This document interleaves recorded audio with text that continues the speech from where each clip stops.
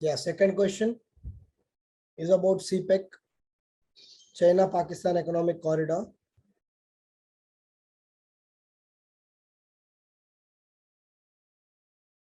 I think it's a, today we have a lot of information on CPEC.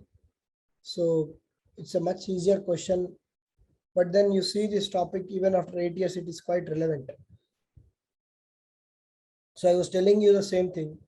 Some questions like, digital economy, the digital transactions, direct benefit scheme, all this will become, outdated in a very faster pace when compared to issues which are long-term based. Okay. Like the CPEC, the BRICS, now the Shanghai Cooperation Organization. All these are institutions or the initiatives of governments which do not happen over time or overnight. Okay, for example, India's development projects in various neighbor countries, they are still going on. So unless they are closed, these issues keep remaining. Okay. So what would be the framework for this question? So you can just give the introduction about CPEC, and then how does it pose a threat to India's security? Okay, how does it create threat to India's security? And finally, what critically examine is the tagline. If there are any indirect benefits, about this particular corridor, you can just mention one or two of them and then conclude. Okay. In critically examines, as generally the expectation is that you give the both pros and cons of the question dimension. Okay. Here, basically from India's point of view, there are more cons. Okay. You may be wondering what will be the pro. So if you think what would be the pro, this area, this Gilgit-Baltistan area is completely, underdeveloped area. So maybe it will have some fruits of development, and maybe the impact of terrorism or cross-border terrorism will reduce on India. That might be an offshoot or a distinct possibility of pro. But more negatives are there for this particular question. So what will you start writing? You can say that this particular CPEC is the investment of China in Pakistan. Okay. Basically, it is linking the CPEC is the ultimate aim of CPEC is the Gwadar port. Okay. The ultimate aim of the CPEC is the Gwadar port, and from Kashgar to Gwadar in Pakistan, it will link the Kashgar to Gwadar, and in China, it will link Xinjiang to Gwadar port. So basically, China is trying to bypass the long route, trade route of Central Asia. It is trying to come through Pakistan straight and have access to the this Arabian Sea. From there, it wants to trade. So basically, it is trying to cut short the trade route and straight away come to Gwadar port, which is a very strategic port. And the problem with this Gwadar port is it's only 70 kilometers away from the Chahabar port, where India is having its own strategic interests. India is in partnership with Iran, is building Chahabar port. And while India is trying to look at Chahabar port as a gateway to the Central Asia, because Pakistan is not allowing India to go into Afghanistan, India is trying to go to Afghanistan and Central Asia through Chahabar port. So that is India's strategic interest. So this Gwadar port is China's strategic interest. But the problem is both the ports are hardly 70 kilometers away.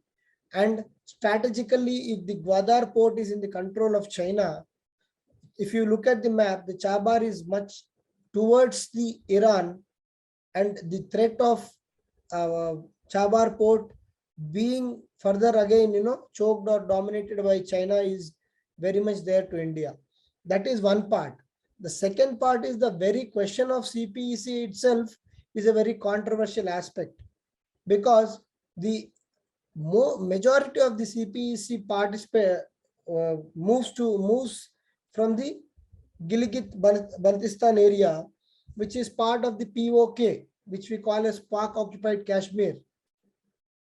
So the POK is still a problem and a mutually non-reconciled area between India and Pakistan. In that context, if China is entering into the picture, a third party, so this fellow is going to create much bigger havoc. And there is a possibility of two-front war. Already we are talking about two-front war. If the China is there in the POK and also on the northern area already in the LAC, line of actual control, China is there. And here China and Pakistan unite. So we are up for a two-front war. And then you can also write this entire area is a Karakoram region. Karakoram region is a ecologically extremely sensitive area. Even recently there were big floods in this area. The Gilgit Pakistan, the Baltistan area are prone to frequent flooding because of the ecologically sensitive and fragile ecosystem. If you are going there and building huge roads and dams and everything nonsense, Himalayas will be further prone to landslides and other parts. As a result, that entire area will become a very, very ecologically sensitive and disturbed area. And the repercussions on that may be on Indian weather and climate. So, okay, India's security here, the question is about security. So we can write about the security of people staying near this area.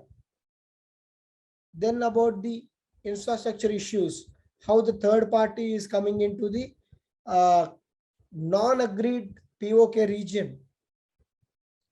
Okay, then what else you can write? How China is trying to slowly encircle India, because they have already gone to Myanmar. Okay, they have gone to Sri Lanka, Colombo port. Okay, they have now coming to Gwadar port. In Bangladesh, they are planning for a port. So they are trying to circle India, which is popularly called as the string of pearls. Yeah, Malacca dilemma. You can write that also. Okay. So they are trying to basically encircle India and strategically choke India and the advantage it has in the Indian Ocean. So these are all security aspects. Okay. These are the security aspects. So what will be the possible benefits? As I discussed, maybe because of development, if some youth in the Pakistan get jobs here, they may be swayed away from the terrorism. That can be one possible, offshoot. Okay. So that is one thing. So in this particular thing, you can conclude by saying, obviously India has not agreed CPEC. It has not been part of CPEC or any meetings pertaining to CPEC. In fact, it has boycotted meetings of AIIB also sometimes because the agenda was about CPEC. So India has been trying to make all proper noise with regard to this project. But unfortunately, China and Pakistan have been continuing to go on investing in this. Of late, we have seen reports that even within Pakistan, some people are not happy with so much of infrastructure development in this area. Nevertheless, this project is still going on and still a part of controversy. So in this, you can write conclusion that since this is a matter of debate or subject between India and Pakistan with regard to the sovereignty of the land, which is the POK, China coming into the picture and unnecessarily trying to meddle the geopolitical dynamics is not correct. The way forward can be that don't write that India has to be part of CPEC, because India has not officially taken stand like that. While in Hindu, you will see some articles from people saying that why India should oppose CPEC, India also should be part of CPEC because through the development India will benefit and all. That is a different line of argument which is coming. So don't take that stand directly. Better take a stand that all the stakeholders should come and arrive at the common consensus. Maybe you can talk about the need of international forums and other parts also. Okay, good introduction, Sumant. Yes. Territorial sovereignty, two-front war, Central Asia, yes. Other points also you can write, Sumant, as we discussed now.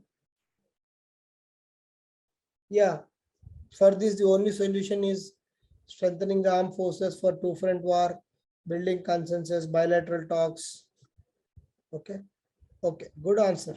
Maybe you can write, because it's a critically examined, you can just write the development may allow some of the youth to go away from terrorism in Pakistan.